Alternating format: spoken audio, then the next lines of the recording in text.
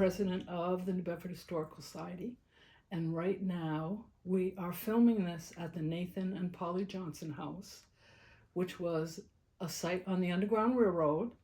And it's a famous place because Frederick Douglass lived here. But he wasn't the only one.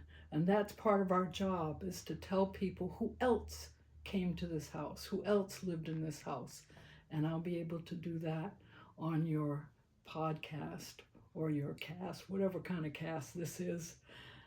But today I want to talk a little bit about Eizabeth Carter Brooks.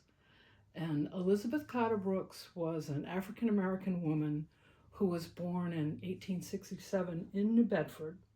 And she lived here until 1951. I never met her. I was born in 1952. I never met her, but I knew about her, and I knew stories about her, and I knew people who knew her very well. And I'll just give you another factoid. Eizabeth Carter Brooks's mother, Martha Webb, was a good friend of Harriet Tubman's and was enslaved and was sent here by her owner. We always have all these different words, whether they were kidnappers or owners or what. By her, we don't say master anymore. But he sent her here because he wanted her to be educated. And it's an interesting information because many people who had multiracial families from the South would send their children here because in New Bedford, anybody could go to school here. And young black men and young black women could sit in the same classroom as white children. So a lot of times we have these wonderful stories about Underground Railroad families that come here and their kids go to school and they learn how to read. So one of the wonderful things about Eizabeth Carter Brooks is I brought with me a basket. And this basket is from one of the trips that Eizabeth Carter Brooks took to Africa. Now, I mentioned that she was born here, she was raised here. She becomes an educator. She becomes an advocate for Black civil rights in the 1920s and 30s. And she works very hard also to make sure that young Black people are learning African American history. And I have a tie to that because that's how I started my career as a teacher. In 1975, I started teaching African American studies at the local high school. And it was, for me, of course, it was liberating because I was very involved in the Black liberation and Black history movement.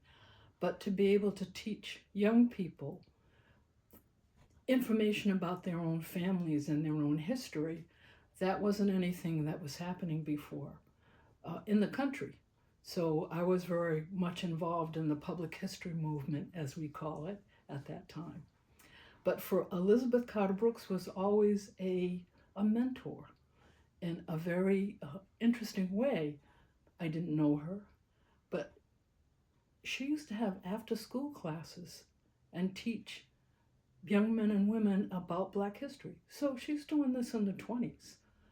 And it is because of people like Eizabeth Carter Brooks that African Americans never lost their sense of history, because there were always people who were making sure that our history was not being diminished, that we were teaching to young Black people to be proud of their history and not to deal with a lot of the myths and lies from white supremacy, that they countered that. So even though she wasn't teaching in schools, she was doing after school work. But eventually she does become the first African American teacher hired by the New Bedford Public School System. And many people know that there's a school named the Eizabeth Carter Brooks School, and it's because of her work as an educator teaching all children. But one of the wonderful things that she did that resonates with me is that she had after-school programs She would teach young people about Black history. She also taught them about civic engagement. They learned current events. Elizabeth Carter Brooks was involved in the National Association of Colored Women's Clubs, in a phenomenal organization that is begun about 1898 is when it begins. And she's involved in that. She becomes a vice president of that organization. It's a national organization. And Harriet Tubman is one of the founding members of the National Association of Colored Women's Clubs. We have a branch here in New Bedford, the Martha Briggs Club, and I did bring a little brochure. This is Martha Briggs, who's another amazing educator. But Harriet teaches.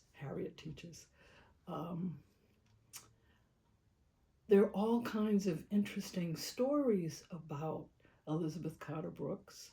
And I'm just thinking of Harriet Jacobs. There are all these women who were educators who came to New Bedford, and they spent some time here.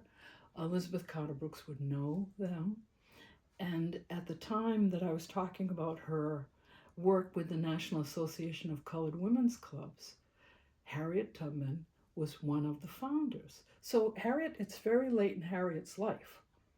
So how did Harriet and Elizabeth Carter Brooks connect? Harriet says to Elizabeth, one of the things that we have to think about is what happens to our elderly? What happens to elderly Black people? They don't have money, they don't have jobs, and of course I'm belaboring the point a little bit, but Harriet does say that Black people, Black women and men need places to live. And for many of you who know Harriet Tubman, she goes to her hometown of Auburn, New York, and she sets up a senior living space. Well, that's what Elizabeth Carter Brooks comes to New Bedford, and she sets up the first home for the aged, the New Bedford Home for the Aged in New Bedford, which she built because she was an architect. She raised money from the Black community in New Bedford, and she set up the first organization that catered to an elderly Black population.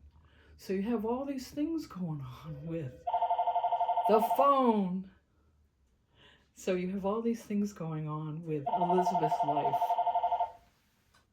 I don't even know how to answer the phone. So you have her as an educator, as an architect, as somebody who is a historian, an advocate, somebody who's working with senior rights, all in this little basket.